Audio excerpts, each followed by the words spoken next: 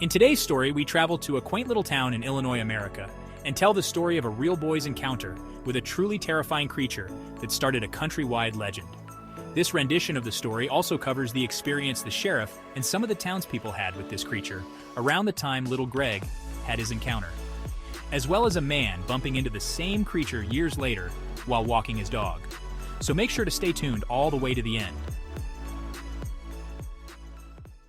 It was a usual quiet spring day in 1973 in Enfield, Illinois. The sun hung low over the horizon, casting long shadows over the sleepy town. It was the kind of place where everyone knew each other, where the biggest excitement was the annual county fair, and where the nights were so quiet you could hear the crickets chirping from miles away.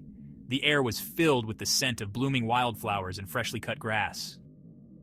Greg Garret, a 10-year-old boy with a mop of brown hair and an adventurous spirit, was kicking a ball around in the backyard of his family's modest home. His parents had gone out for the evening, leaving him alone with the usual instructions to behave and not stay up too late. Greg didn't mind. He enjoyed the solitude and the freedom to play as he pleased. As the sun dipped below the horizon, the sky turned a deep shade of purple, and the first stars began to twinkle. The world around him was bathed in the soft glow of twilight, and the only sounds were the rustling of leaves in the gentle breeze and the distant hoot of an owl. As Greg kicked the ball one last time, he watched it roll into the shadows near the edge of the yard. He hesitated for a moment, feeling a slight chill despite the warm evening. The trees bordering the yard seemed to loom larger in the fading light, their branches twisting like skeletal fingers. Shrugging off the unease, Greg trotted over to retrieve the ball. However, as he bent down to pick it up, a sudden rustling in the bushes made him freeze. He straightened up slowly as his heart began to pound in his chest. The sound was faint, but unmistakable. Something was moving in the underbrush just a few feet away. Greg stared into the darkness, his eyes straining to see what could be causing the noise. For a moment, all was still. He told himself it was just a rabbit or a stray dog, but as he turned to head back to the house, the rustling started again, this time louder and more erratic. He felt a prickle of fear crawl up his spine. He wanted to run, to dash inside and lock the door, but his feet seemed rooted to the spot. The bushes shook violently, and Greg's breath caught in his throat as something began to emerge from the shadows. The creature that stepped out into his view was like nothing Greg had ever seen before. It stood on 3 spindly legs, its body covered in a sickly gray skin that seemed to stretch unnaturally over its bony frame. Its eyes, 2 glowing orbs of red, pierced through the darkness, locking onto Greg with a predatory intensity. The air around it seemed to pulse with a malevolent energy, and a low growl emanated from its throat, a sound that reverberated deep in Greg's bones. For a moment, Greg was too stunned to react. The creature was grotesque, almost otherworldly, and every instinct in his body screamed at him to run. But fear had him frozen in place, his eyes wide and unblinking as the horror took a step closer, its 3 legs moving in a disjointed, unnatural rhythm. Then in a flash, the creature suddenly lunged forward, its clawed hand swiping at Greg's foot. Pain shot through his leg as he felt its claws tear into his skin. Greg screamed, the sound coming from his throat high-pitched and filled with terror. The shock of the attack broke the paralysis that had gripped him, and he fell backward, scrambling desperately to get away. He kicked out wildly with his free foot, striking the creature in the chest. It let out a hiss, recoiling slightly, giving Greg the precious seconds he needed to get back on his feet. Without looking back, he sprinted towards the house, his heart pounding so hard it felt like it might burst from his chest. The pain in his foot was intense, but adrenaline pushed him forward, faster than he had ever run before. He could hear the creature behind him, its heavy breaths and the thud of its 3 legs hitting the ground in a grotesque rhythm. Greg reached the back door, flung it open, and threw himself inside. He slammed the door shut and locked it, his hands trembling so violently that he almost dropped the key. For a moment there was silence. Then a soft scratching sound began at the door, followed by a low growl. Greg backed away, his eyes fixed on the door as if the sheer force of his gaze could keep it closed. The scratching grew louder, more insistent, as if the creature was trying to claw its way inside. Greg's breath came in ragged gasps as he stumbled backward, tripping over a chair and falling to the floor. His foot throbbed painfully, blood seeping through the torn fabric of his sneaker. The creature let out another growl, and Greg could hear it moving along the outside of the house, its claws scraping against the walls. He crawled across the floor, pulling himself up to the phone that hung on the kitchen wall. His fingers fumbled with the rotary dial as he frantically called his parents. The terror in his voice barely controlled as he begged them to come home. When Greg's parents arrived home, they found their son curled up in a corner, shaking with fear. His foot was bandaged with a makeshift wrap of towels, and his eyes were wide, darting around the room as if expecting the creature to burst in at any moment. After his parents managed to calm him down just a little, Greg proceeded to tell them everything, from the strange rustling in the bushes to the terrifying creature that had attacked him. His parents listened with growing concern, but also with a hint of disbelief. Or maybe it was a lot of disbelief. A creature with 3 legs and red eyes? It sounded like something out of a horror movie, not something that could be lurking in their backyard. Nevertheless, they called the local sheriff, who arrived shortly after. Sheriff Jones was a no-nonsense man, not easily rattled by tall tales or wild imaginations. He examined Greg's injured foot, which was now swollen and bruised, and listened to the boy's story with a skeptical ear. "I'm sure you believe you saw something, son," Sheriff Jones said in a calm, measured tone. "But it was probably just a wild animal. A raccoon or a possum, maybe. They can look pretty scary in the dark." Greg shook his head vehemently. "No, Sheriff, it wasn't an animal. It was something else, something evil." Despite his doubts, the sheriff agreed to take a look around the property. He and Greg's father walked the perimeter of the yard, shining flashlights into the bushes and along the fence line. They found nothing unusual. No tracks, no signs of a struggle, nothing to suggest that anything out of the ordinary had happened. But Greg's story couldn't be easily dismissed. The next day, word spread quickly through the small town, and soon everyone was talking about the Enfield Horror. Some dismissed it as a child's overactive imagination, while others, particularly those who had lived in the area for years, were not so sure.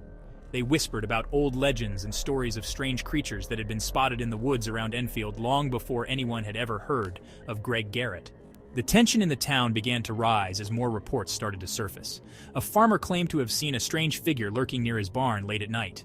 A woman reported hearing unnatural growls outside her window. Even the sheriff, who had been so quick to dismiss Greg's story, began to wonder if there was more to it than he had first thought.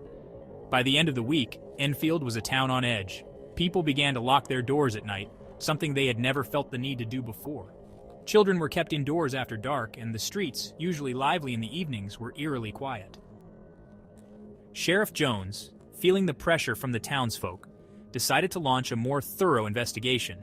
He interviewed Greg again, this time taking his account more seriously.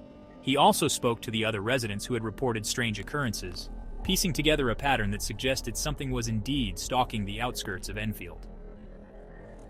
One night, just before midnight, Sheriff Jones gathered a group of men from the town. Armed with rifles and flashlights, they set out to search the woods surrounding Enfield. The mood was tense, a mix of fear and determination driving them forward. It was a dark and moonless night, with the only light coming from the beams of their flashlights as they moved cautiously through the trees. The men spoke in hushed tones, their voices barely above whispers, as if they feared drawing the creature's attention.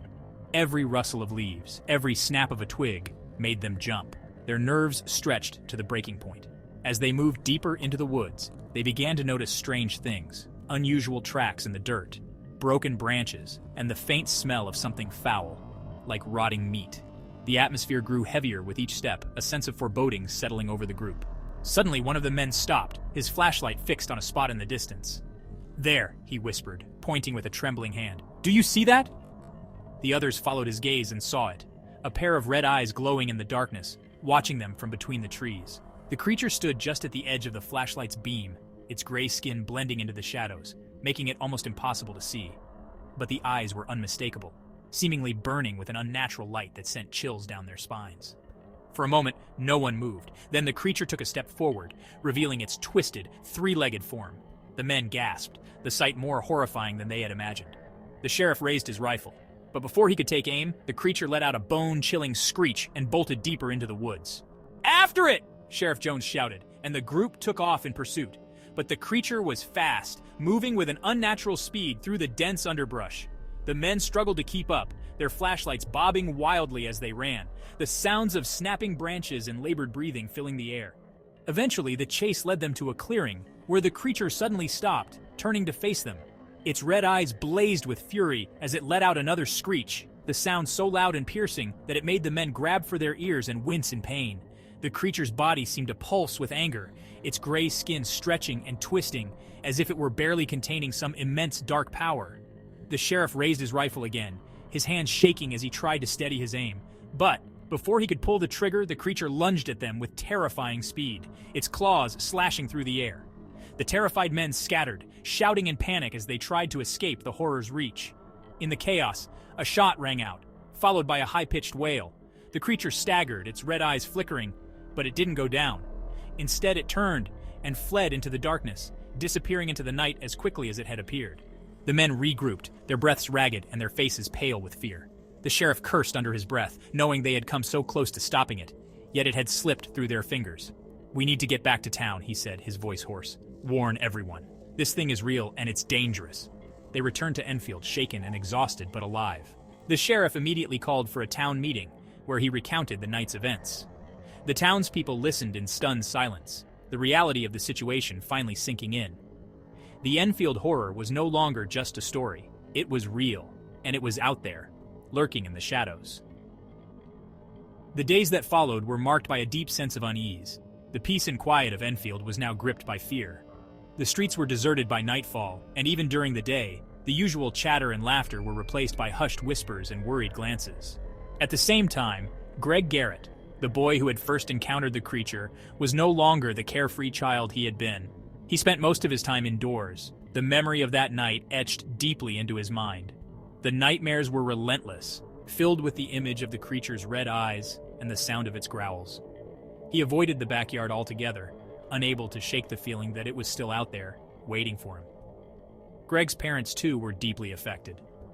As can be expected, they had initially doubted Greg's story, but after hearing about the sheriff's encounter, they were filled with guilt and fear. They considered leaving Enfield, hoping to find safety and peace somewhere far from the town that had become synonymous with terror. The sheriff, despite his best efforts, was unable to quell the growing panic. He increased patrols around the outskirts of town and advised everyone to stay vigilant, but there was little else he could do. The creature had vanished after the chase, leaving behind no trace of its whereabouts.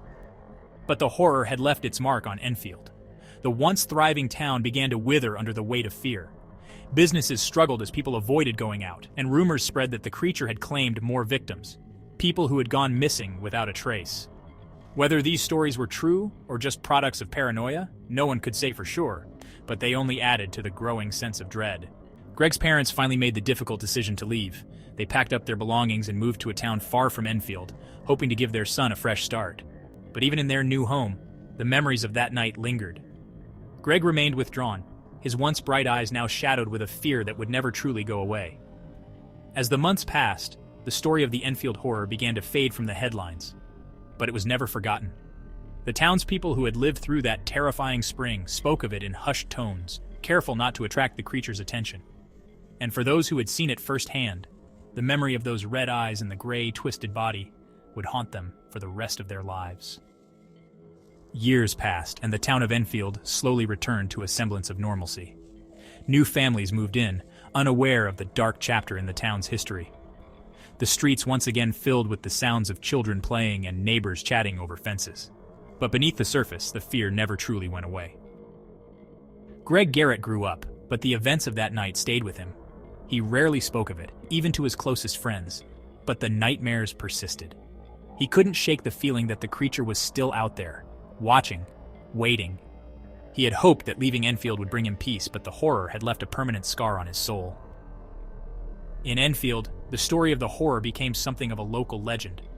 Children would dare each other to walk through the woods at night, and adults would share the tale around campfires, adding their own embellishments to the story. But for those who had been there, who had seen the creature with their own eyes, it was no mere legend. It was a reality that they could never forget. Then, on the 13th of October, 1985, a new resident of Enfield named Michael Turner, who moved to Enfield with his family just a couple of months prior, was walking his dog near the edge of the woods. Michael was unaware of the dark history that haunted the area. The town had changed since the days of the horror, with new homes and businesses replacing the old, but the woods remained untouched, a dark and foreboding presence on the outskirts of town. As Michael strolled casually next to his dog, deep in thought, he suddenly paused as his dog started growling and pulling at the leash. As he looked up, his heart skipped a beat.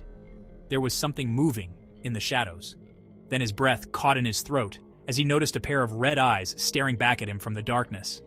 The creature was there, its gray skin blending into the night, its three legs moving slowly, deliberately, as it emerged from the shadows. Michael, unaware of the legend, knew that this was nothing ordinary and that something was seriously wrong. He stumbled backward, pulling his dog with him as he turned and ran. He didn't stop until he was safely inside his house. The door locked and bolted behind him. He couldn't believe what he had seen, but he knew, deep down, he knew, that the thing that he saw was real. It was still out there, lurking in the darkness, waiting for its next victim. And so, the legend of the Enfield Horror lived on, a shadow over the town, a reminder that some nightmares never truly end. To this day, the creature remains a mystery, an enigma that haunts Enfield, and those who dared to venture too close to the woods are still forced to wonder if they, too, might come face to face with the horror that had terrorized the town in 1973. Booyah! That's it for this one. If you believe Greg, the sheriff, those that saw the creature, and Michael's testimony, let us know in the comments. And if you think they are full of sh*t and merely saw a wild ape or escaped kangaroo, also let us know. And remember to like and subscribe, it's the right thing to do. Wink wink. Much love till next time.